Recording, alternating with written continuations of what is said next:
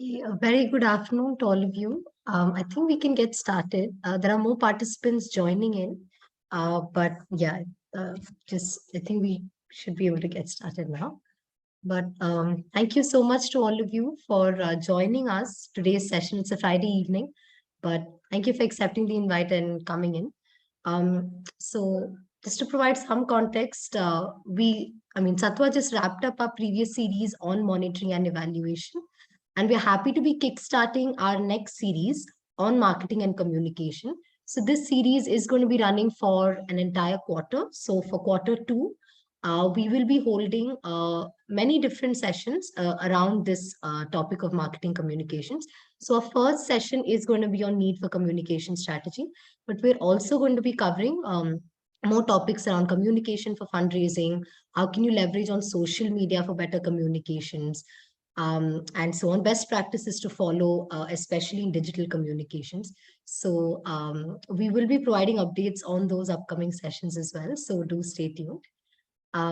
But I think before we jump into today's session, just a quick announcement, and this is something that we had brought up even in our previous session. It's a slight development from our side. Most of our sessions that we do conduct, largely we have been hosting it through and informing all of you all through our social media, but also happy to share with you all today that we have been building over the past couple of months a technology platform specifically for nonprofits. And happy to just briefly introduce you all about that platform.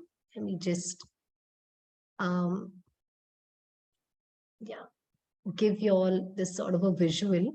Happy to speak more about this towards the end of the session, or we will also share a detailed email on this. But why we're also bringing this up is because most of the events that we conduct going ahead will be routed through the platform, um, all the way from the registrations to the resources that we share. We will be uploading it on the platform. So um, the platform is actually free. There's no sort of registration fee attached to the platform. So there are several different aspects as a part of the platform. We've just listed it here. So quickly to let you all know, we do have an exhaustive list of resources that we're building on currently, but we have around 70-75 resources, all from our past events as well as all of our upcoming events. We will be posting it here, our videos, templates, and tools. Events and webinars, all of our upcoming ones will be coming up here, and the previous ones, in case you'll have missed any, we will be putting up in the past events section on the platform. News and updates as well. We do have a section. The moment you register on the platform, you will get notified. And we aim to update the news and update section. So any new developments happening in the ecosystem, we will be putting it as different articles within this section. Donor visibility as well. All those who have registered the users, we have provided this sort of a feature wherein you can create your own profile page and you could share it with your peers and donors. It's just a snapshot of the work that you do. So, just in terms of donor visibility should help you all out, even in terms of donor connects. So this particularly will help you in terms of increased discoverability. So today, Satwa, we realized we have a lot of donor facing teams within Satwa. So the moment you fill in your profile page, your discoverability to our internal donor facing teams would increase. And in case there's any sort of matchmaking that needs to happen based on the relevant information that you share, it should be done much faster in that case. And of course, peer networking, this is something that would be coming up soon. Yeah, this is something that we're working on as well, wherein you can connect with other nonprofits and peers in your own space, and have conversations and network with them. So this is just brief about our platform. I won't take up too much time here, but we will share, and I think, in case you've put in, the registration link would also be useful. So we'll put in a link for you all to do come and register, explore, and please share your feedback as well. So just want to take a few quick minutes to share this. But yeah, I think jumping back to our session today, and I'd also take another 1 or 2 minutes to introduce our speaker for today's session, and then hand it over to her. So we have with us Meghna Rakshit. She's a CEO and business strategy head at Studio Subu. She has over 20 years of experience in marketing communications. She's worked with corporates as well as social sector companies. She's passionate about leveraging communications to drive gender equality and empower and empower women. She has a lot of extensive experience in user-centered problem solving, communications, business planning, and design thinking to her work. She also sits on the advisory board of Atma. She's been a speaker at several development sector forums. Before Studio Subu, Meghna also previously worked as a communications director at Humanity Foundation as well as Teach for India. Her corporate experience also includes working as a media planner at Mindshare New York and Mumbai. She's also been a marketing strategist at 9.9 Media and Anand Bazar Patrika. So Meghna holds an MBA from Indian School of Business as well as a BA in Marketing and Psychology from Hamilton College, New York. So welcome, Meghna. Thank you so much for facilitating our session today. But yeah, over to you. Thank you so much, Ashwini, and everybody for joining us at the end of the week. I know Friday evening, everyone's already thinking of their weekend plans. So hopefully this will be a nice warm up into your weekend. Before I start, I would really love for as many of you as possible to turn on your videos. I just much prefer talking to people than names. It just gives me a sense of, is there anybody listening on the other side or no? So it would be really lovely to see some of your faces. Thank you. I know that there is bandwidth issues and it's been, I don't know where all of you are, but it's been pouring nonstop in Bombay, where I am for the last week, and connectivity has been an issue. Having said that, it's finally dried up a little bit. So I'm very excited for being able to actually step out without trepidation too much after this session is over. So welcome again, everyone.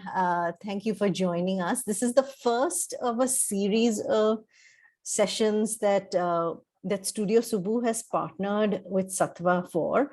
And our intention really is very much in line with the vision of our organization, which is how can we help organizations in the social impact space, and you could be for profit, not for profit, but how can you really leverage the power of communications, because it is a slightly underrated and underutilized asset that all of you have, but I know oftentimes just don't have the resources or the time or the mind space to delve into, because you've got so many other things. And you know, you're thinking about program strategy, you're thinking about fundraising strategy, you're thinking about legal and compliance strategy, and the last thing you want is one more additional strategy. So my job today, as today's session, is to really show you or explain or share my perspective on why and how a communication strategy could actually be your friend,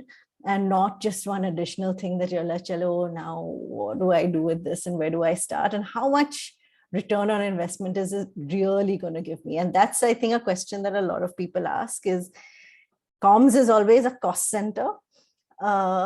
B, it is not funded under CSR policy. So you have to get find unrestricted funds to even pump into this. So it's the stepchild of everybody's organization. And I will accept that. I acknowledge that. I'm not going to fight that. But if you walk away today with some sense of, wow, I can actually really use this to my advantage to push my org forward, that to me is success, whether or not you actually go ahead and build this out. But I want you to at least be convinced of that by the end of the session. So I'm going to start out with a very different question.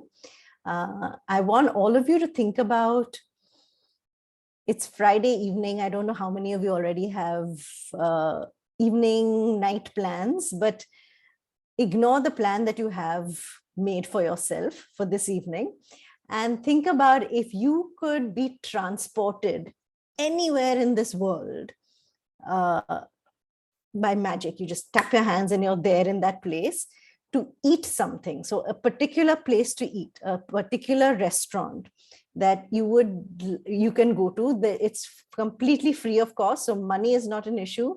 Health is not an issue because your system will say, jo bhi khana hai, it's fine. It's not going to impact my health.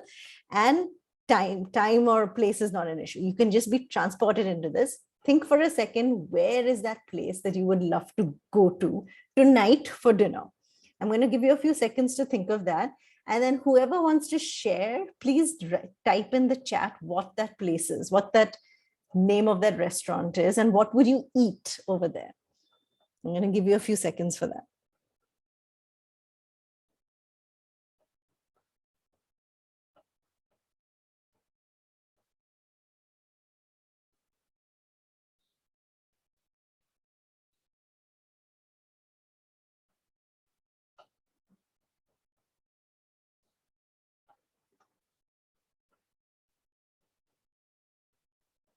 I'm getting hungry just looking at your answers.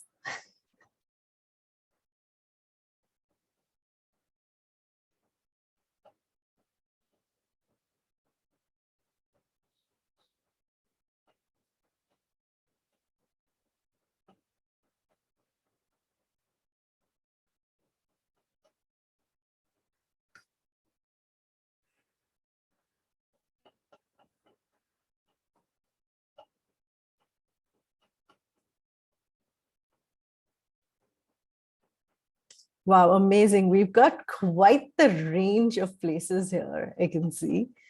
From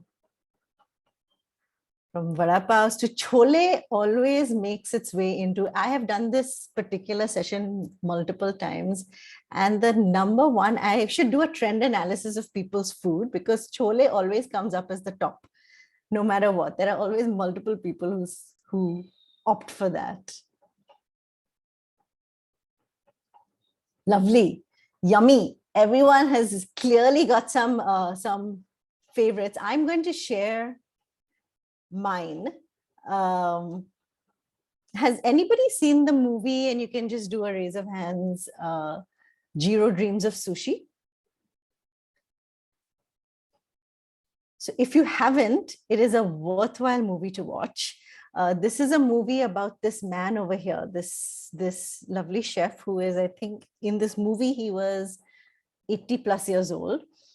He has been running his little sushi restaurant for the last, I think, 60 years. And this is an actual story. It's a documentary on it, movie on him in Tokyo. And it's a small sushi bar where you can see it's just a few tables.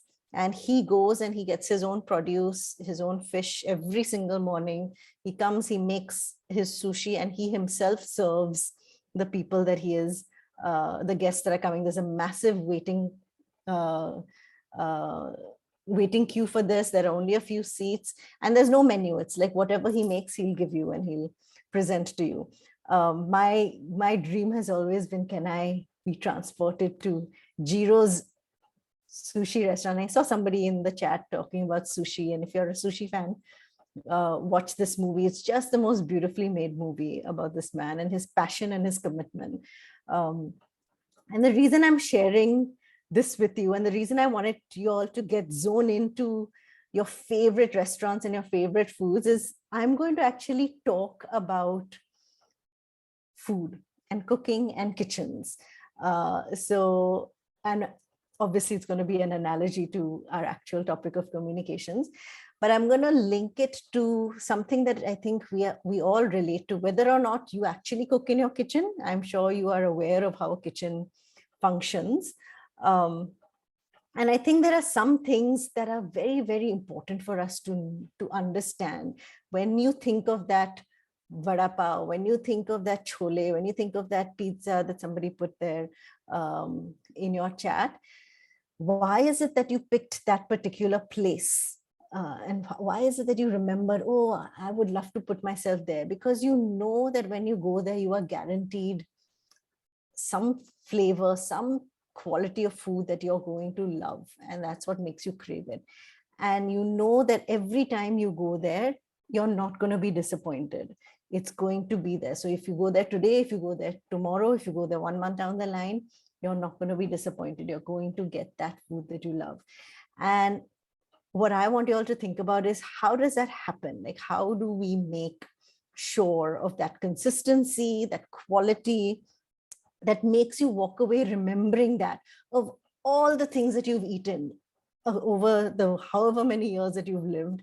How did that place come into your minds? And that's really what we want to achieve when we talk about our organization. Imagine our organization being a restaurant.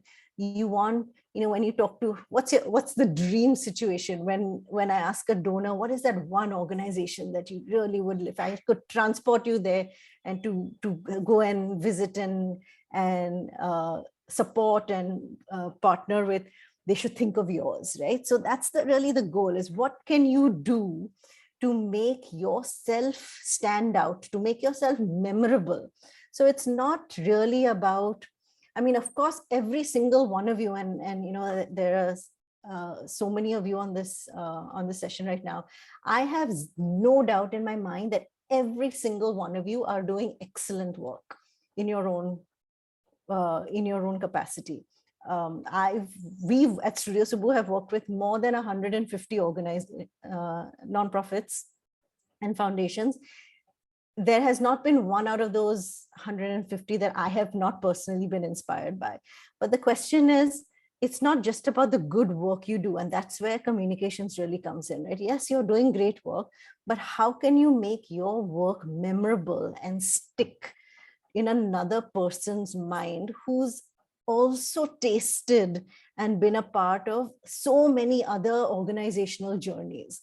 How do you do that? And that's really the big question that we want to try and answer through all of our communications. And we've been doing that in many ways.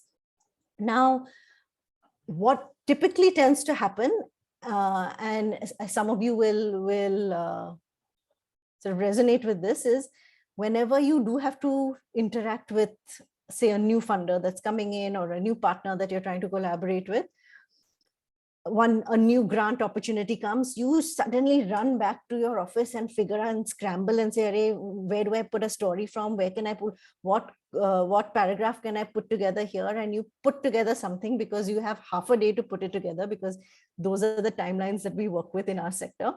And you put that together somehow and you dish it out.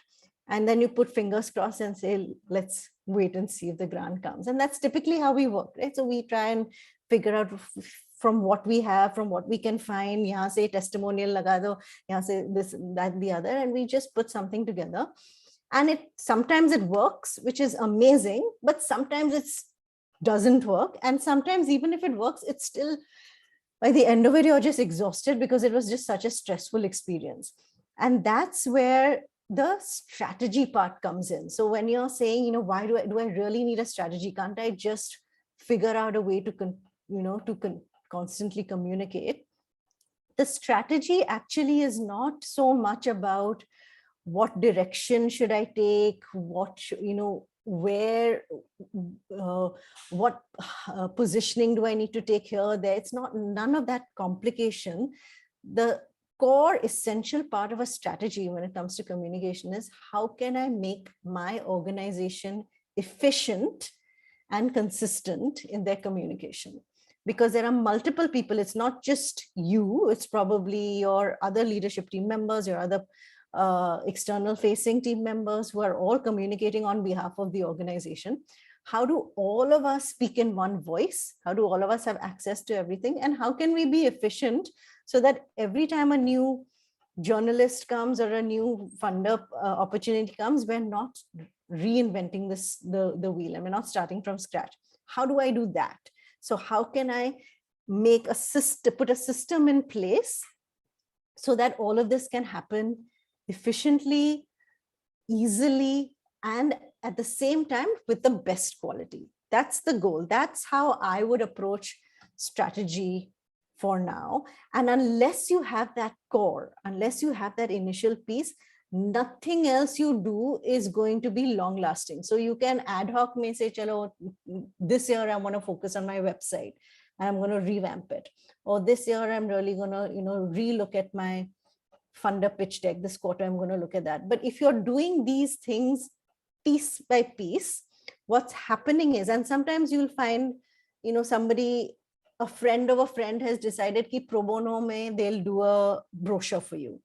And that's great. They'll come in, they'll do a brochure and they'll leave. But what ends up happening is, because you haven't strategically thought through this, everything is very fragmented, and then it's actually hurting your brand, and it's actually hurting your organization because of all the mixed messages and the mixed visuals that are going out. So I think it's very important for us to realize, no matter where we are, if we are just starting out, if we're 1 year old as an organization, or if we're 20 years old as an organization, and I'm sure there is a wide range of you on this call, no matter where you are, this is something that, just like you do a programmatic review, evaluation, and strategy every single year on year, to just check progress, in the same vein, I would say, look at, if you just spend a little bit of time looking at communications in that manner, not in a very complex manner, just in terms of, am I equipped, and have I equipped my team to be able to go out there and communicate? Baki sab will be easy. And I'm going to take you through how to do that. So it's very easy for me to say karna chahiye. And your immediate response obviously is, that's great, but how to do it and who's going to do it? Because I've got 30 other things on my plate, right? So I'm going to take you through how to do it in the next 15 minutes. And then after that, I'm going to have you do a very quick exercise, and then open up for questions, because I want you to throw back all those barriers that are in your head that are preventing you from being able to go and do it. So coming back to the kitchen, just like Jiro, and just like all of the restaurants that you all have listed as the memorable places that you all want to go, there is a very efficient backstage process happening, which is the actual kitchen, right? So imagine all of your organizations as a restaurant. The backstage of the kitchen is the part that every one of you needs to make sure that you have ready. And what do I mean by backstage? Typically in the kitchen, there are, so if you see a typical kitchen, and this is just an illustration of it, you will see there are some staples, that you always need to have your basic staples in place, right? You need your salt, your rice, atta, sugar, all these things that are always regulars in your kitchen. Your kitchen has to be equipped with all of that. Your whole masala dabba, with what kind of masalas you use for your food. So if you're a Thai kitchen, you need to have all your Thai masalas. If you're an Indian kitchen, you need to have all your Indian masalas. So depending on who you are, you will equip your kitchen with all the important ingredients, which are your staples. And then there will be some obviously continuous fresh produce that keeps coming in, right? So things that have expiry dates, all your sabzi, your vegetables, your meats, your paneers, all those things that are continuously going to be changing because they have an expiry date. You'll have to check them, and then you have to get the fresh lot in the next round. In that same vein, if you look at communications, this is how I would want you to remember it. There are some staples which are the basic hygiene of every org that you must have, no matter where you are, in what stage of the organization you're in. You need to have just a narrative. By narrative, I mean, what is your story? And this can be literally Google Docs mein ek white, like a page of text, just writing about you, who you are, what is the problem you're trying to solve, how are you solving it, how are you equipped to solve it, and what is the impact that you do. So a simple narrative on your organization. Typically, this narrative is something you see on people's websites, you see in people's brochures, etc. You need to have a brand language. So how do I speak to people? Am I speaking, am I a formal organization? Do I speak in the third person?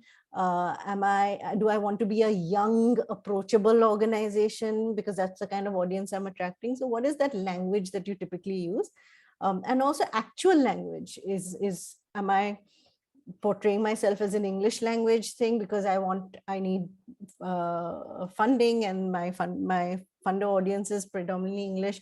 Am I a dual language organization? What does that mean for me? So to be able to commit to your brand language, then there are some basics like your fonts and your colors. What font do I use when I share out documents, when I share decks, when I have brochures, etc.? What are my basic colors? What are some of the design assets that I use? Design assets could be, some organizations have very specific icons for their various programs that represent each of their programs, or you have a theory of change wala diagram. So there are some design assets that ki I have committed to these. These are assets that represent my organization. And then you have statistics. Now, statistics broadly there are two levels. There is need or problem statistics. So if you're in education, for example, which statistic are you going to use about education? Are you going to use the Asar report? Are you going to use something else? Like, which source are you going to use? The UN statistics to describe your problem? And then which statistics of yours are you going to share for impact? Because one thing that I've realized we are damn good at as a sector is being able to collect information and data. But what we are not so good at is deciding which of these data points we want to use and communicate, and then making it easy for other people to understand. So really trying to say from all of the data that we collect at the community level, at the program level, which are the key ones that we want to communicate out to a wider audience. These typically are under the section of staples, which means they don't change very frequently. You might revisit them 5 years down the line, 7 years, 10 years down the line to say, ki, we've changed a little bit in our direction. We've changed our strategy as an organization. So we want to revamp our look, our visual, our narrative. That is fine. But on a regular basis, this is standard. This doesn't change. This is sort of a one-time exercise that you all will be doing. And then there is a set of fresh produce that have expiration dates that you have to keep replenishing. So those are photos from the field, videos, testimonials, stories. Impact statistics have kept as separate from statistics because there are some stats that keep changing that you'll need to be particularly careful about.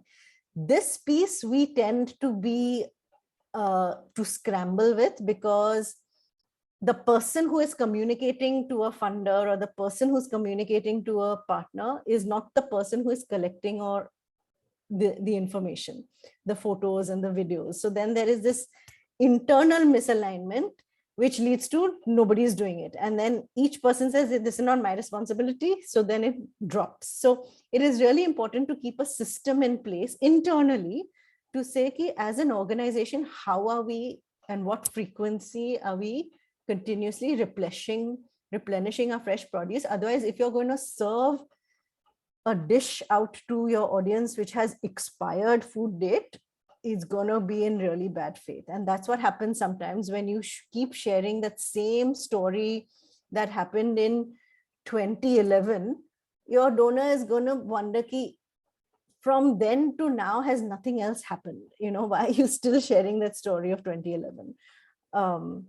So I think that is something. And then the guidebook is essentially like your recipe book, which says that now when we are going to put things together, whether it's your website or a brochure or a social media campaign, these are the ingredients and you will use, and in this manner is what you will mix them to push that dish out. So the dishes that we make from all of those staples are these things, right? Your website, pitch deck, reports, annual report, events that you may have, emailers, newsletter. And this is just a sample of the kind of dishes that you serve.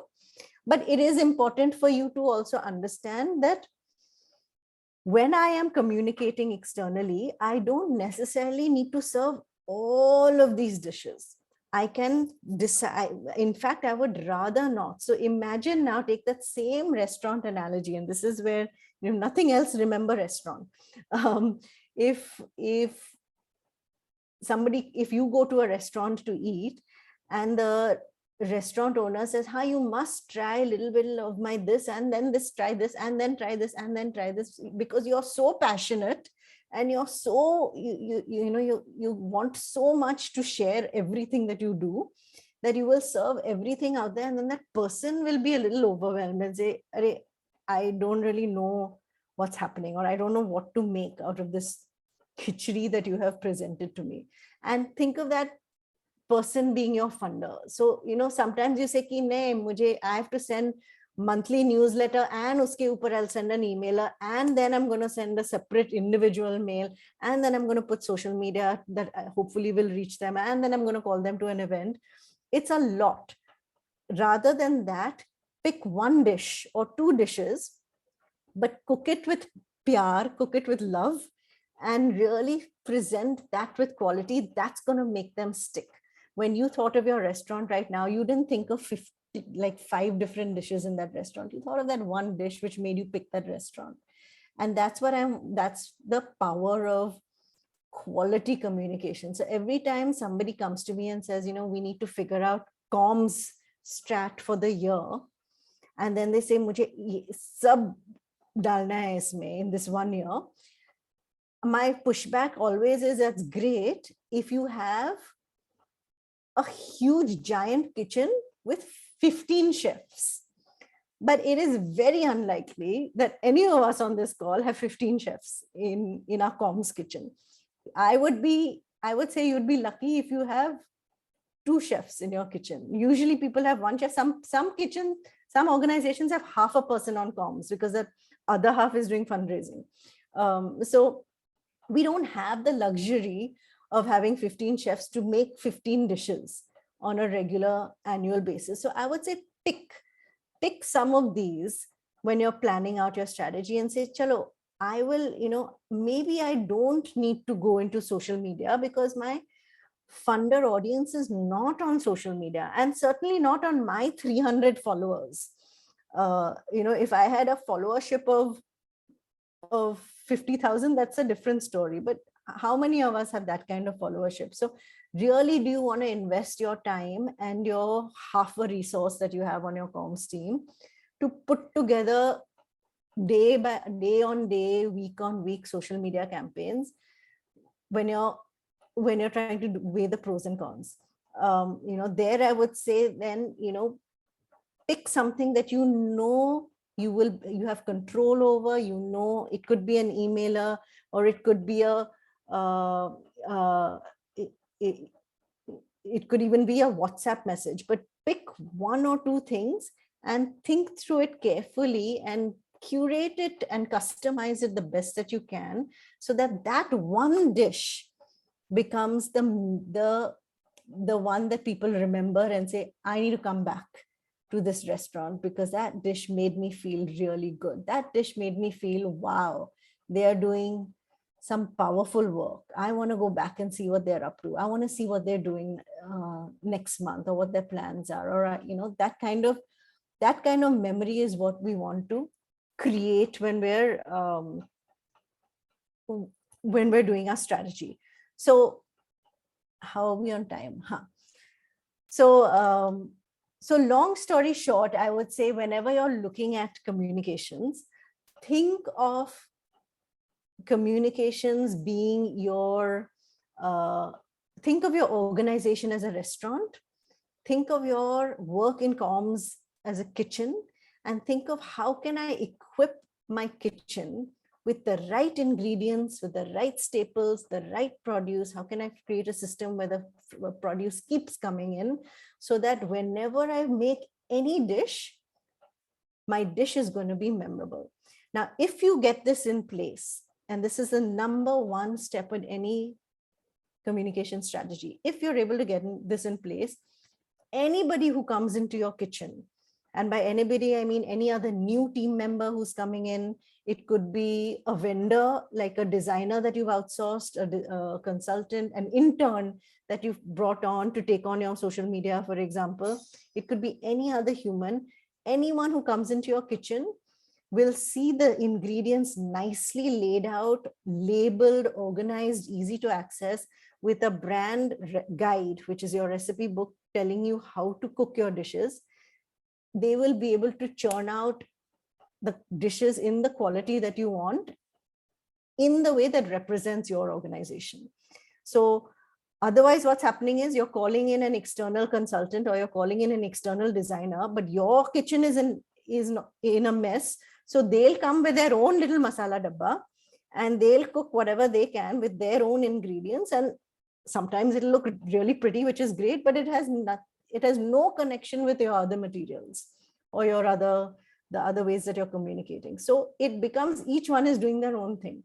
But what this enables you to do is anybody new coming in, anybody from outside coming in will be able to then be aligned and be ready to do any form of external communication. So if you have a new grant proposal coming in, you have your fresh set of photos, you have your narrative from which you can pick from. You just need to pull out the things that you need from the kitchen drawers, put it together, and boom, it's out. You can do that. Anybody from your team can do that, including anybody from outside. So it's a slightly different way of looking at a communication strategy, where people always think of a communication strategy means how do I fit in all these 500 things that I want to send out. But what people tend to forget is there is a core and there is a base that if I don't have that in place, none of this is going to work out. With me so far, guys? Some raise of hands, because most of you are off camera. So I'm hoping you all are still there. Okay, great.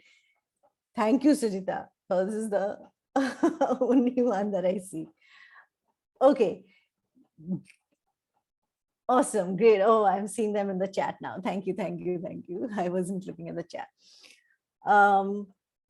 Superb. So having said that, the next question is, so this is great. Let me think through this. But the first question to ask yourself, so now, how do you start? Where do you start in this exercise of equipping your kitchen? The very first thing to do is something that we will do right now on our call.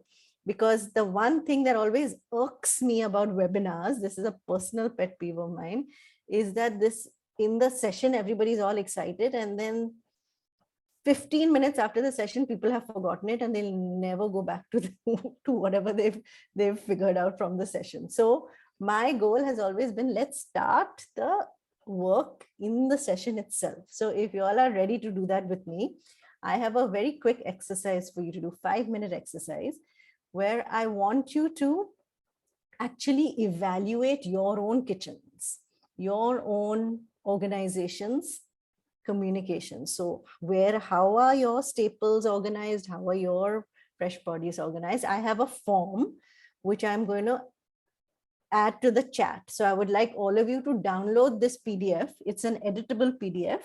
I'm going to share it in a minute. It's just got the list of all these staples, the ones that I mentioned here, the staples in the fresh produce.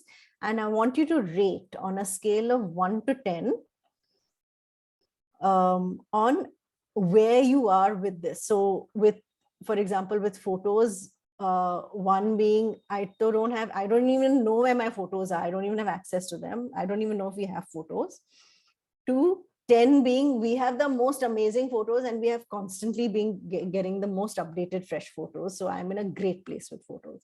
So I want you to rate from 1 to 10 for each of these things on that PDF. So you'll need to download it for yourselves and then you can mark it out. So that is step number 1. You do that self-evaluation. And then for anything that is below, where you marked yourself below a 6, so from 1 through 6, anything that is below a 6, I want you to start thinking about, why is this a low number? So what has been the barrier to achieving this particular thing. And I don't want your answer to just be, yeah, resources nahi hai.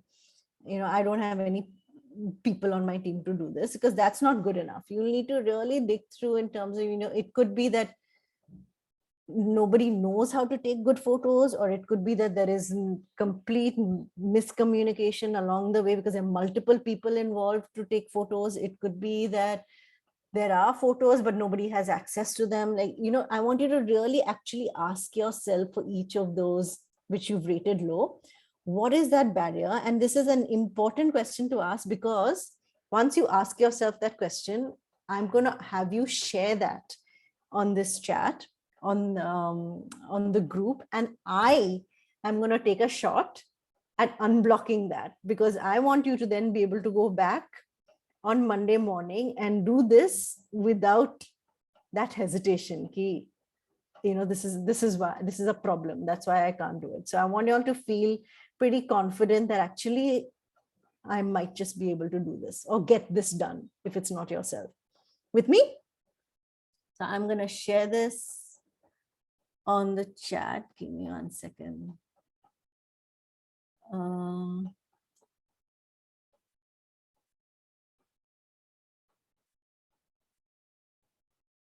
One second. I'm just trying to figure out how to do this. I did it a minute ago.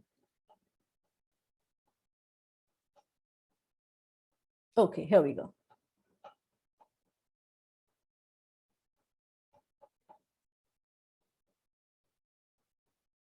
If there's anybody who has downloaded this for whom it doesn't work, please ping us. So then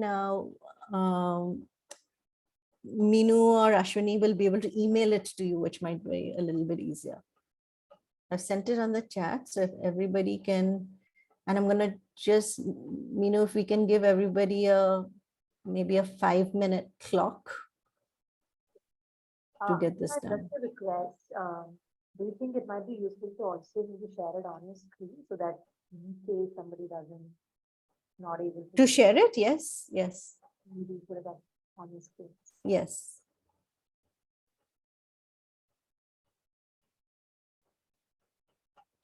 So we are at 4:44 right now.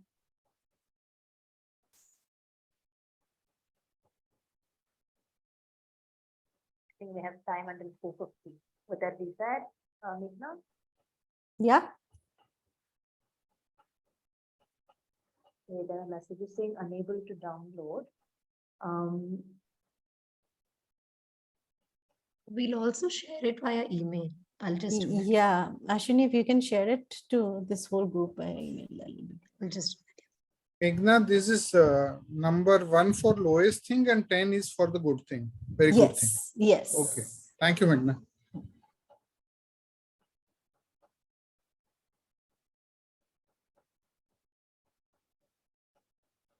We'll also be sharing this over email for people who are unable to download. Yeah, Amita says she's not able to edit. I'm adding it again here, Apurva, for you. Yeah, and I think Amita, maybe what Thank you can do, if they're able to at least view it, if not in that PDF, maybe you can just note this down somewhere in a document or somewhere and just take it. If that works for you. Meghna, what about organization states?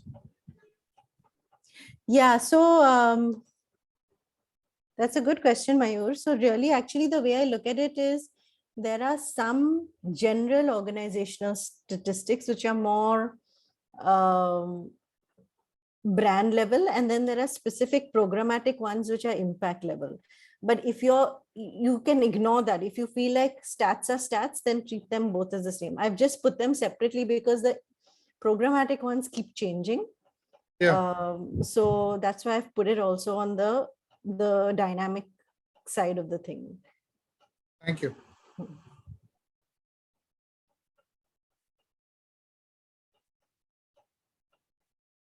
You have access to the document. Can you maybe share your screen?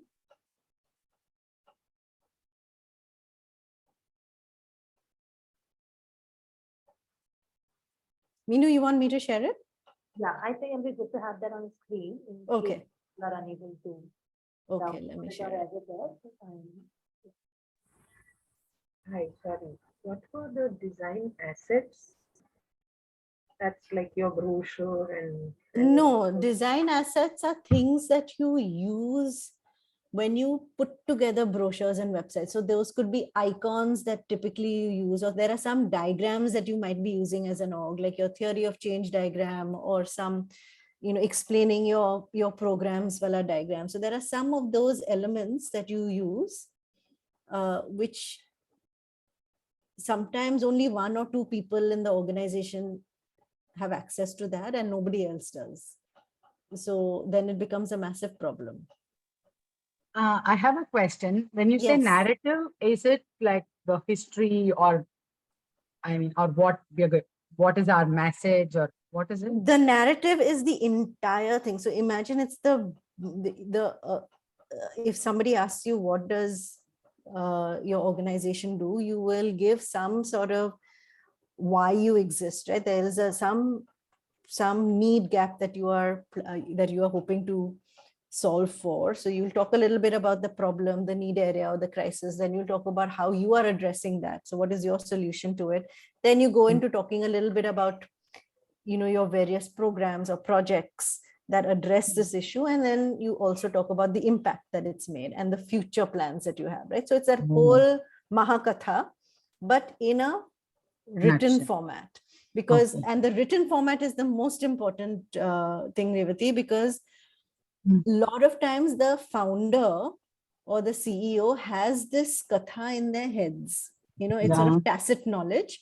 But if you do an exercise, and this is, by the way, a really amazing exercise, side note, that you all can try to do, get a few people across departments from your organization to sit in one place and write just one paragraph on you write, take 10 minutes and write what the answer to what do you do, and you will just see how different each person's response is, because everyone's got a different interpretation of this. So it's very, very important to have something written down where you commit to those words. Even you commit to saying this is how we tell our story, which then allows for consistency.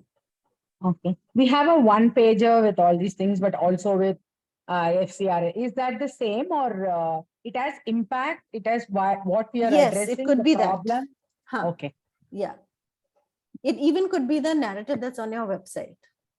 Okay. Meghna, how we can send it to you after You filling don't up? send it to me. This is for you only. This is for Okay. you to do your own self-evaluation, to just figure out where are you really. And then what I would like you all to do, those of you who have done the rating, is to think about the ones that you've scored yourselves low on. Why has that not happened? Like, what is the challenge that you're facing? Not you personally, but the organization. Yeah, as an organization. What is the challenge that is making this difficult right now to happen? And I would like you to ask those or articulate those challenges on the chat, and we'll spend the rest of the next half an hour where I will try and answer those in terms of, this is your problem, this is how you can unblock it, and this is how you could, this is another way you could approach it, which might help. Thank you.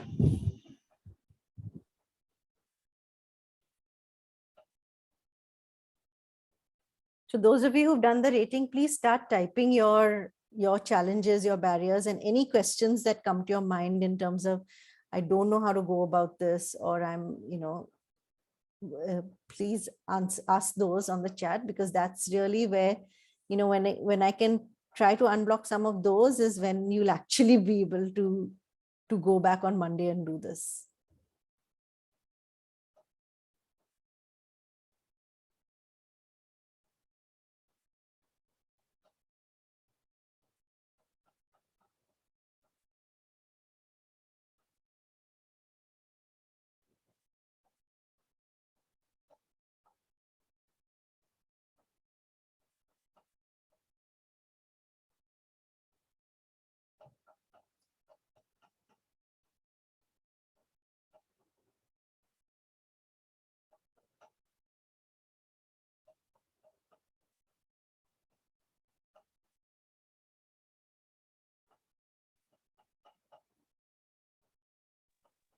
Can I ask a question? Hmm. What is a funder pitch deck? That is your pitch PPT that you use when you go for funder meetings, if you use one. So it's about, no, I don't have one. Is it about Hmm. the organization or the project that you're It could pitching? be or either. If you're pitching for your project, specifically for a project, it could be just that, or it could be at the organizational level. So this varies by organization. And it's a PPT, is it? Often people use PPT. Sometimes people use just a brochure or a one pager or a takeaway.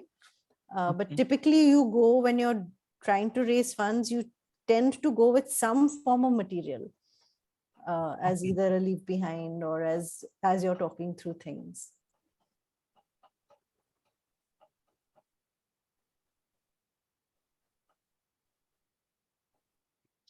Meghna, let us know when you are ready to start taking the questions. I'm happy to start, and then people can keep adding challenges and questions. So then we'll start. This is from Akhila, who is with the organization. She says that most of the points such as fonts, colors, designs, they haven't yet started thinking about it, right? And then there is no system in place to collect testimonials. And she has said that after the webinars, they are started to decide they need to have something in place. Yeah, Akhila, I'll just respond to both these points in terms of fonts, colors. See, I don't think we are not corporates like a Vodafone and stuff where we need some big 30-page brand guideline. But it's important that when we are presenting ourselves externally to funders and partners, that people start associating us with certain visuals. So I think it is important for you. I don't know what stage your organization is, Akhila, and if you want to just take a minute to talk about that, that's fine. But I think it's very, very important that even the basic visuals need to be consistent, so that when a person is getting an email from you and going to your website, there is a linkage, so it doesn't look like a completely different thing. Then they'll say, is this the same organization that I'm communicating to? So I think that's an important piece. And the testimonials, yeah, it's just about a system. Like, that's all you need is, who's going to collect, how are we going to collect? And it's not just about collection, but it's storage as well. And that's where most of the organizations that I've worked with actually make the biggest mistake in storage. So they've gone and collected, people are sharing, program teams are all pro comms, so they're all sharing various testimonials and all, but then they're dumping it somewhere, but without labeling it. This testimonial is from this person from this district in this year. So then later on, when you're putting your annual report together, you don't know which testimonial to use, because you've got a quote, but you don't know who it's from, you don't know when it's come to you, and you don't know where it's from. So then you end up not even using it. So that's a waste of a testimonial. So that labeling and storing is an equally important part of that system. Yeah, thank you. This is Akhila here. Thanks a lot. I mean, this webinar has really opened my eyes. And in my organization, in its communication, it's just me doing it. So it's. I mean, I'd like to take it forward. So I would like to put systems in place. And I mean, your webinar has started, given me a direction to start thinking on. So thanks. Great. Meghna, Revati has raised her hand. Yeah. Hi. My question is, when we say social media campaign, is it that random posts we put on social media, or is it like a fundraising campaign that we run? Like, because what is a social media campaign? A social media campaign is usually a call to action campaign, where it's a fundraising campaign, or it's a hiring campaign, or it's a partner with us campaign, which is different from your organic posts. Organic posts are, yesterday this happened, and you want to just share about it. So those things, of course, you cannot really form that much of a system behind it, because as and when things happen, you'll want to share and you'll want to post about it. But the campaigns are a little bit more thought through. So Meghna, just in line with Akhila's question, I had a point, just want to check that with you. Is it critical to do like a branding exercise or something to arrive at colors and designs? Because a lot of NGOs, I feel, think that way. So is there any guidance around how do we? Yeah, actually, I don't think it's that required. I mean, if you're in a stage where you can invest in that, it will for sure benefit you, because branding is not just about colors.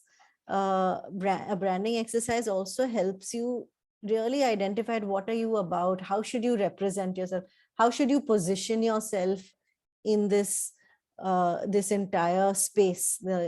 Forget the niche space of yours, but the overall social impact space. So that exercise is a involved exercise, which I will always say has benefit, but it shouldn't be a prerequisite for you to get these basic things in place. So you do not need to do a branding exercise to be able to just arrive at your simple colors, your fonts. You can literally just take your website and say, okay, these are the colors that I've used on my website, these are the fonts, and that's going to be my colors and my fonts for all communication, so that there's consistency. So that should not come in the way of you getting these staples in place. Thank you. Thanks, Meghna. Moving on to the next question. So the next one is from Ayushi, Shahi organization, I believe. So she's saying everything is siloed. It is not constant, and there are quite a large organization. Colors are outdated, fonts are multiple, and the photo quality is low, not framed well or usable, and videos have not been made. Testimonials not taken consistently, and have not invested time on website and brand videos. I'm not sure, you've not articulated the challenge in terms of why this has not happened, Ayushi. But one thing I can tell you is you're not alone in this. So, I'm sure there are lots of organizations who are nodding, who may not have publicly shared this, but are like, yeah, I'm in that same situation. So you're not alone in this. And this is not, it doesn't end up being a top priority sometimes for organizations, and that's fine. But this is a great time to start. And this list that I've shared you is a great way to start. So, if you can literally now slowly chip away on these things, so you don't have to get everything in place at once. You can start with saying, okay, let me at least consolidate my narrative and my brand language. Then next, I will look at how can I update my photos? How can I update my testimonials? So you literally go down this checklist. If you do it, if you commit to doing this with, I would say, 60 to 70% of your time over the next 3 weeks, you can get all of this done in 3 weeks, tops. But of course, everybody has different challenges right now. So you can slowly work your way through it. Thanks, Meghna. I just wanted to have a follow-up question. We have started working on a part of it just to get the ingredients in place. I think where we're struggling because of the size of the organization is how to get people to speak the same language, use the same visual. Yeah. When we cater or pitch, the teams are different. Like you said, that you highlighted. They end up trying to please whatever the funder requires rather than, Yes. Yeah. So Ayushi, are you on a central team or are you in one of the programmatic teams? It's a central team, but this central team is 2 years young and the organization is quite Okay, because this does tend to be a central team responsibility. Usually what happens is why people are so inconsistent is because they are working with what they have. It's not like anybody wants to be inconsistent, but if you don't have an equipped kitchen, you'll come and work with whatever you have, right? That's why this happens. But if there is somebody who within the organization at the central level who can take responsibility to put some of these in place, I can assure you that it'll be a help to your other teams. They're not going to reject that and say, I don't want to do it your way, I'm going to do it my way. They're doing it their way because they don't have anything better. And when you're building these, you do need to give flexibility to each team. So if I'm on the fundraising team, nobody knows my funder better than me. So I am going to customize it to what I think will work for my funder. But at least I'm not starting from scratch because somebody has given me a base to work off of. And I've got fresh photos that I can use. And I've got a few testimonials that I can use. So all of this makes my life easier. So you're not going to have that clash. The clash only exists because there is nothing else. Meghna, Hiren has raised his hand. I'll just Yes, Hiren.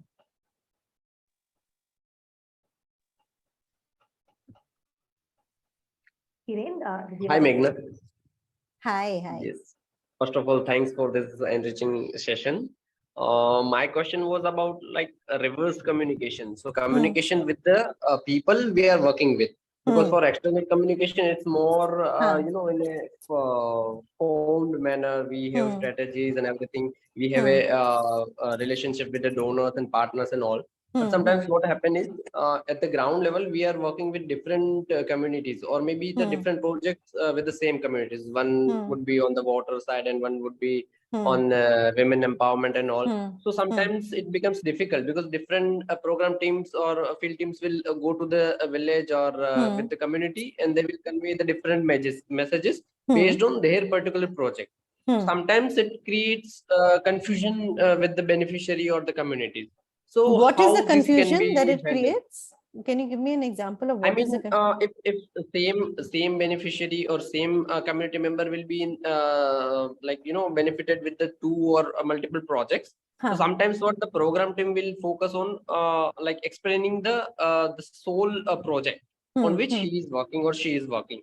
So sometimes this community is not going to get the entire picture of the organization, like what's the vision of the organization and how what kind of other thematic areas the organization is working on. So sometimes what happens is this, the community will know the organization in a partial form. Yes.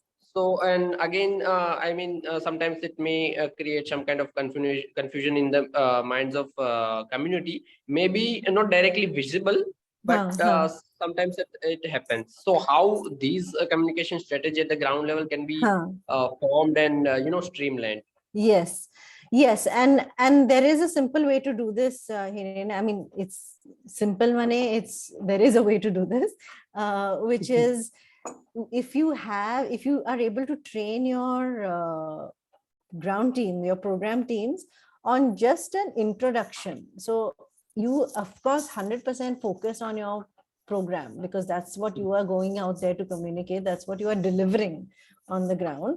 But start it out with this, and that's where the narrative works comes useful. That's where, because you've got those pieces, so you're literally handing it over to your ground team and saying, you need to spend 5 minutes to just talk about our vision, and this is what you have to say. I've written it for you. You just have to use this. This is how you give a quick overview, and then go into your specifics and your program. And and that training, I think, is very important. So just the central team having these things in the kitchen is not enough. You need to be able to allow everybody in your organization, from the ground staff level to the board member level, to be able to access this info. Does that help a little bit? Yes. Thank you.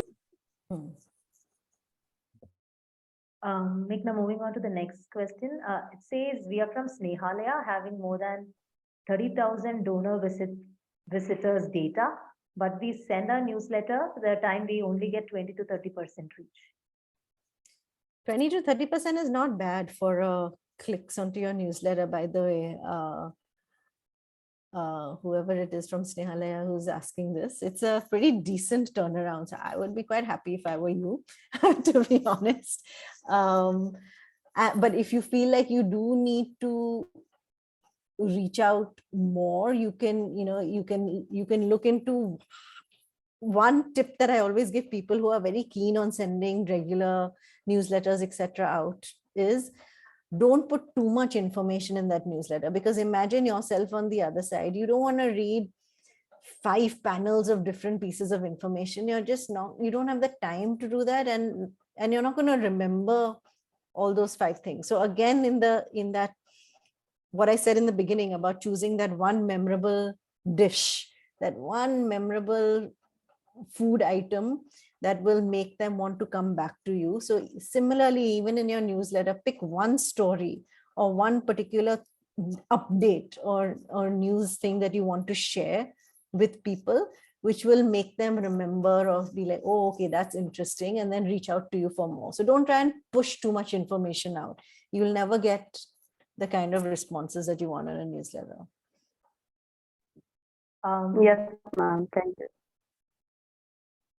Thank you. I'll just move on to the next question, just in the interest of time. Shubham Mohapatra says that when he evaluated, I'm not sure which organization, but when he evaluated, he found that the staples are there with good amount, but somewhere struggling with the fresh produce as the comms team isn't directly collecting it, and the team has to depend on the implementation team. Yeah. Where they're not well equipped to capture it properly. Yeah, this has been this is a common issue. Both of your points are very valid. You've got actually 2 very separate points. One is your dependency on the ground team, and second is the quality. Even if they're sending you stuff, the quality of things. I'll address both.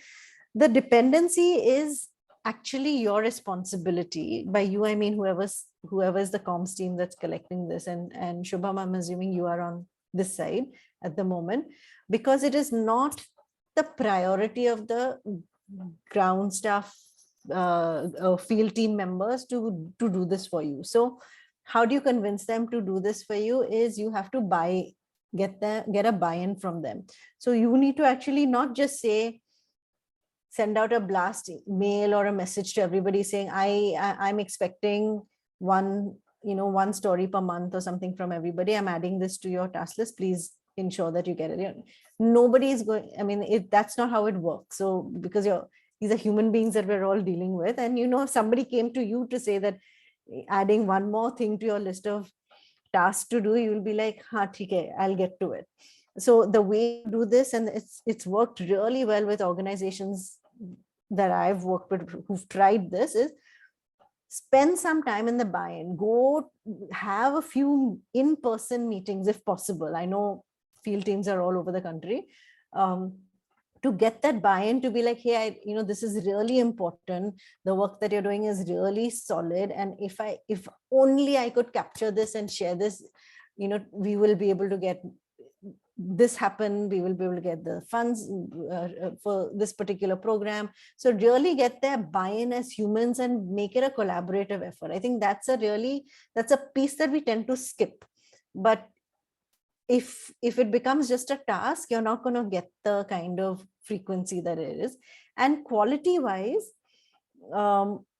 usually what we recommend, we do this ourselves a lot of the time, is we train people to actually take pictures and stories on ground with just their smartphones. And we have actually ourselves, being a design studio, have used our phone photos in annual reports that we have designed, because now our phones have become so powerful. So it's just a matter of a little bit of training and you can get this. I mean, I'm happy to connect with you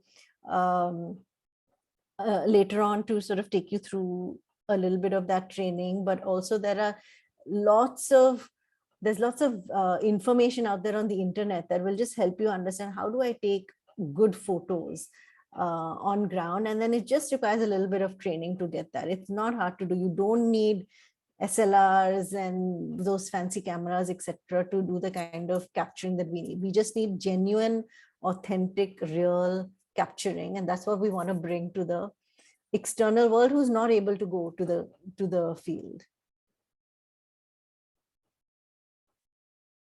There's lots of questions. Yeah, that's why we can, Meenu, should we just take a quick look and see if we can club a few of these?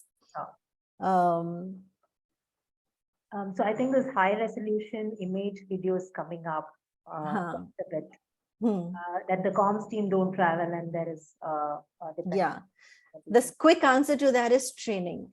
You need to be, it's the field team, and trust me on this, and no matter how remote or where your field staff is located, with a quick training, you will be amazed at the quality of photos that come your way. Stories is a different ball game, because nobody from the field team is going to be able to give you a story that's ready to go. But what they will be able to give you is a whole lot of information and data, which then you will have to rewrite and package and put it out there. So that is a slightly different exercise. But photos is very possible. It just requires training. And even Amita says that they have most of the things in place, but difficult to keep it updated. The case studies, reviews, stories, and all of that. So one of the things that I know a few organizations that I've worked with, by the way, if there is anybody on this group, because I know there must be so many of you who are doing some of these things well. If you have any answers to some of these questions that are coming, please do share, because the collective knowledge of this group is way more powerful than my individual. But just to answer that particular question, there are some channels that you can use and to set up, which will make it easy. See, if you really come down to what's the problem is, I don't know where to share this, right? I'm in the field somewhere, I've captured something on my phone. Then what do I do? Like, do I WhatsApp it to you? Who do I WhatsApp it to? Do I have to upload it on a Google Drive? So that's where the whole thing falls apart, is people are taking pictures. People have no problems taking pictures, but what do they do next with them? And that's where the chain breaks. So if you can just put systems in place, like maybe you have if you use Slack, we use Slack in our work. Slack is a software which is like a Google Chat type software. We have a channel that's purely for dumping inspiration or photos, etc. So you can use that. If you use Google, Google Drive, you can just create a folder on Google Drive, where every human in your organization has access to, and just tell them that if you're taking pictures, just upload them onto Google Drive, and give them a labeling system. Or that then sometimes people get worried, from my phone now, how do I attach it to Google Drive and send it? So then that becomes a blocker. Then you say, okay, I'll create a WhatsApp group. You send all the pictures on WhatsApp, and I will put them up on to Google Drive to make it easy. The key is you need to work with your teams and understand your teams and see, how can I make this super duper easy for people to share? Think of your family, extended family. I'm sure a lot of us have extended family chats on WhatsApp, that we are all part of these groups that people do. And these older people in the family, they want to share all this stuff, but they don't know how to share it. So then they'll just share it by WhatsApp, or they'll share it on, in some other format. So you have to think a little bit from your team members' point of view. How do I make this easy for them? Meghna, there are two key questions that I see, or patterns, right? So one is with respect to the quality. While most of them feel they have the different ingredients in place, but yet not coming together because of the quality, because the teams do not have those capabilities, or they don't have the time to kind of focus on that. That's one thing I think that's coming in. Second is, they have the ingredients, but how to put it together, right? Like how to build the narrative. Or let me just go back to some of the questions there, right?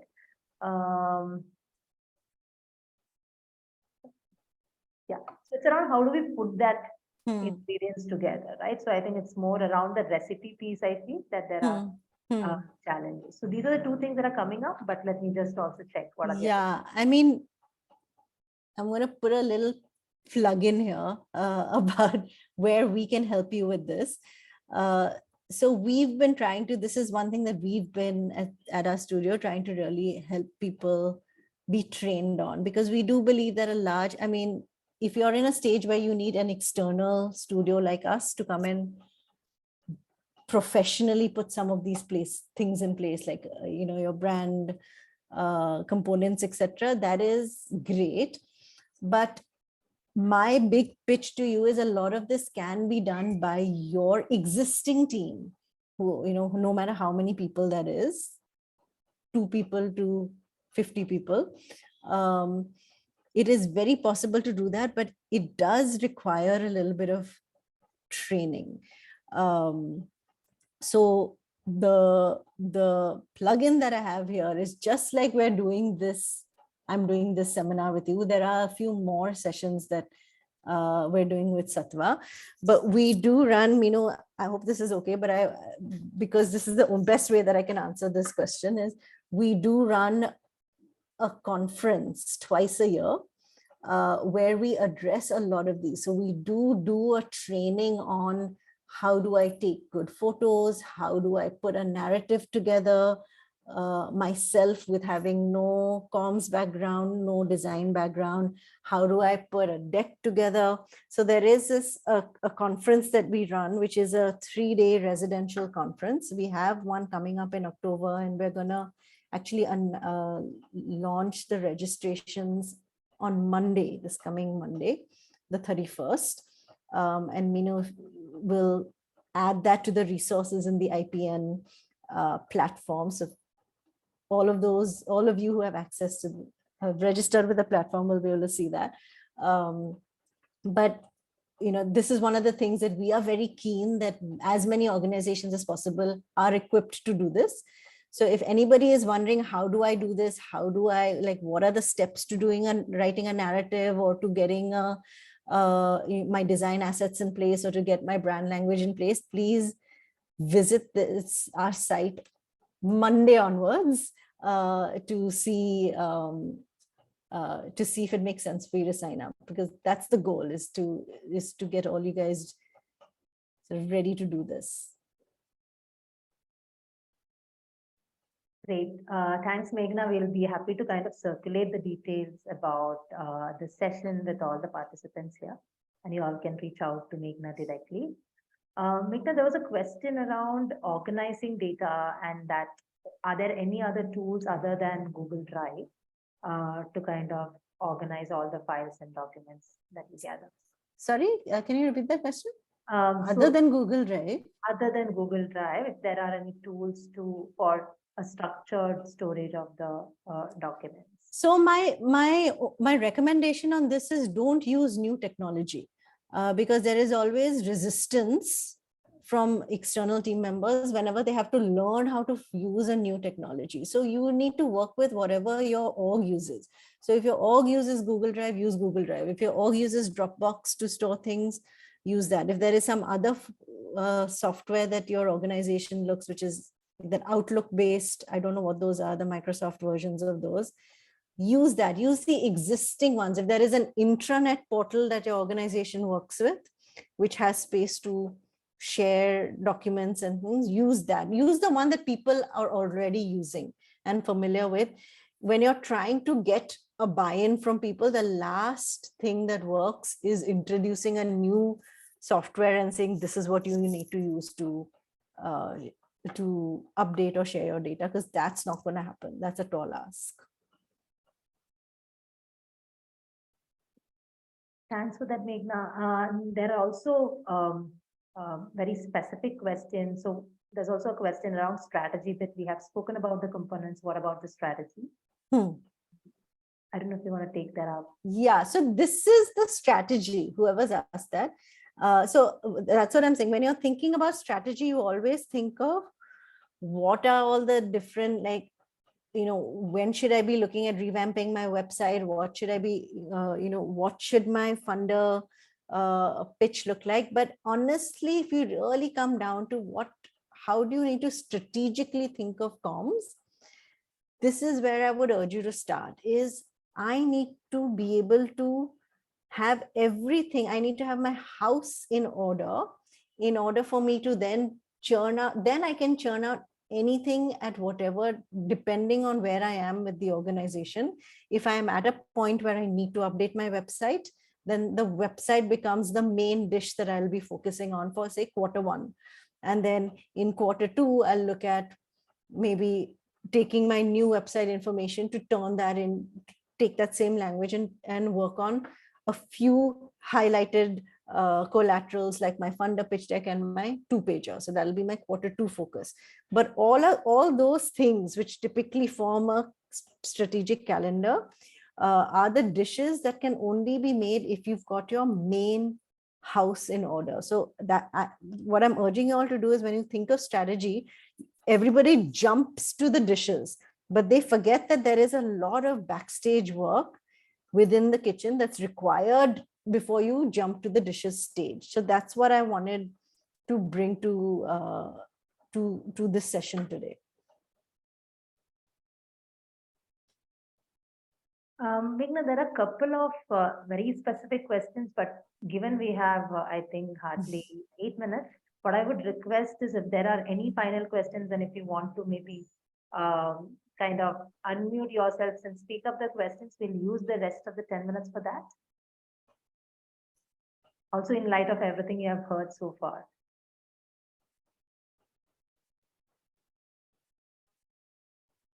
Somebody had Abhishek, yes. Yeah. Hi, Meghna. First and foremost, it was really engaging because it sort of helped us to see a way forward on how we can take forward communication strategy. A question I have, and it's probably something everybody can understand, that communication team always works closely with the leadership team of the organization. And typically leadership team has a like strong sense of mission, and they don't want to let go of couple of things which we try to push as much as possible.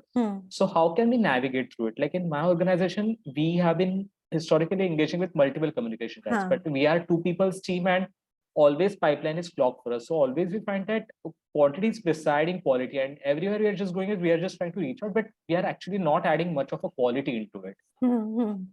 So no, but where is the block of that quality? So is it because it sits in the leadership teams? Yeah. So head? it sits in the leadership team, and they are not willing to sort of let go of couple of collaterals. They're like, we are doing it historically, we want to continue doing it. But then workload comes on communication team that, okay, we have to actually meet up the targets. Yeah, that is a fight that most comms team, you're taking me back to my Teach for India days. When I was on the comms team in that organization, where luckily for me, Shaheen, my CEO, gave me the freedom, because I did have the same problem where I was saying, I get that you all want to hold on to certain things, but targets mere upar hai, so now let me do it my way. And she gave me the flexibility to do that. I think what you need to do, Abhishek, is prove it out. So that's the only way. I mean, this is just my opinion. This is not any framework or anything that I'm sharing with you. But the best way to do it is build some of the collaterals that you feel will work and show it. Because sometimes for especially the old hats, and by old I don't mean age-wise, but I mean been for a long time in the organization, for the old hats, seeing is believing.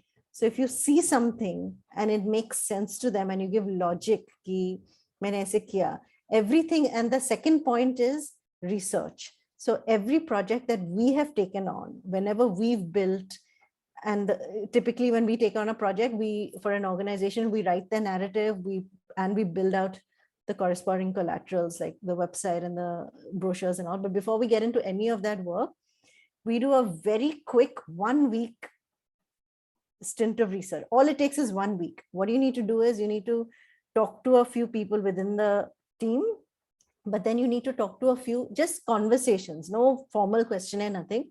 Talk to a few funders, like your trusted ones who are willing to talk to you.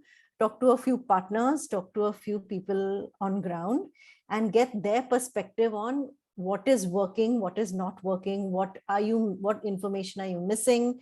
So then when you're taking it to leadership, it's backed with data. See, I'm not the one thinking this is coming from my research. You need to talk to 15 people. If you get 15 people, it's a good enough number where you say, I've got this. This is not just me saying this, but I'm hearing from the outside that people are confused about this point, or this point is too much, or this needs to be simplified. So while it is very clear to you internally, it's not clear to people outside. So you're backing it up with a little bit of that. 1 week, 15 conversations. That's what you need to do. And then you'll be able to push your point a little bit.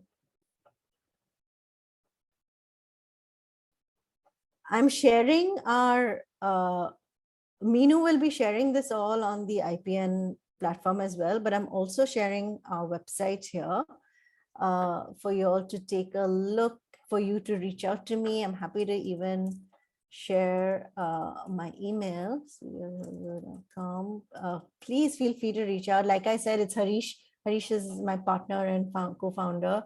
Harish and my passion to be able to build capacity in this, which is why we're partnering with Sattva in the first place, where despite being a service studio, we're saying you can do it yourselves. So that's how passionate we are. And we'd love to continue in dialogue with you beyond this. Thanks, Meghna. I'll just check for any final questions from any of the participants. I have a question, Revati. So, Yes, see, we did an organization development and they redid our logo and color scheme, etc. Now, the logo is fine, but somehow the color scheme, it's not appealing to us, or we don't think it suits the work we do, or maybe we are stuck with the old one also, because which was much more like sober and this is more bright. So is it okay if we retain that logo but change the color scheme alone? yeah, that's your call. But honestly, if you engaged in somebody external to do this, you should push them to revise it or to work closer to what represents you. I would not let them go that easy. Okay. Yeah. Yeah. The font also is like really weird. Okay. So No, you must push them. Yeah. It's absolutely, it is. And I think they will also appreciate it. Okay.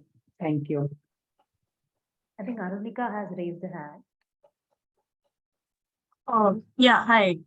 So, hello. Yes, Arunika. Meghna, I just have this because we are in the process of rebranding communication strategy for our organization, that is NEC Fire, Energy Fire. And we are in a good place when it comes to all the recipes and the ingredients. Lovely. So I just want to ask you this very particular question, like, because we work with a very marginalized community, mostly tribals, and that includes children. So children coming from the tribal community. And for that, we have to be very careful how we communicate our work. So I just want to understand, how we can put all that to be, how to safeguard the, when we are communicating about our work. So because that is my personal stand, I don't want to communicate it in a way ki, they look very, you know what I mean? I don't Arunika, you've given me 30 seconds to answer a question that I have done a 2-hour session on. Because this is very, very dear to me on ethics. Ethical communication. So and do you think it is also, just want to complete. Do you think it is also important to incorporate this particular thing in a communication strategy, and how we can do it? Oh, 100%. It is absolutely essential, not just from a compliance, not just from I don't want my organization to get into trouble stand. That is there.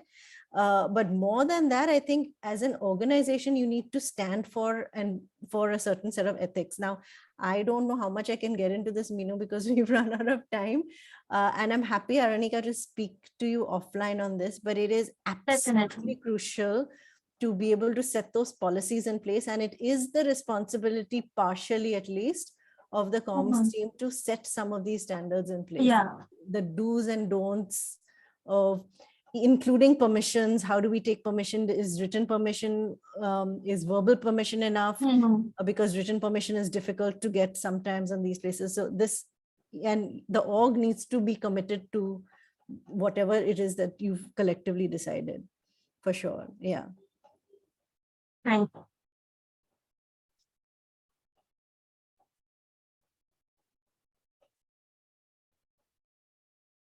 Great. I think we've run out of time, but like I said, most happy to engage with any of you offline. I hope you all will come to the next set of sessions that we have lined up with Sattva as well. I think, the next one is on the 10th, right? 10th Of August. Yeah. So keep, Ashwini will post it again for you guys. So keep a lookout for the next couple of ones as well. Yes, so we'll be updating you on the next sessions. Ashwini will be sending across the email to all of you. And we'll also be putting this up on the India Partner Network for you to register from there.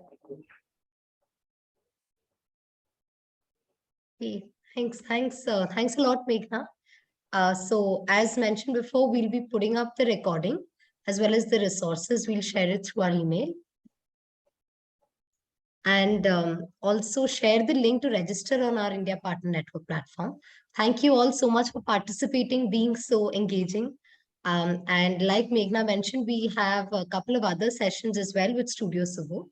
And we'll keep you all updated about that as well. So looking forward to seeing you all in our next session. And Thank just one you. small request as well, we'll also be sharing the feedback form. Please do share your feedback. It'll be super useful for us to ensure that our next sessions are in line with your expectations. Thank you so much. Thank you. Thanks, Meghna. Thank you.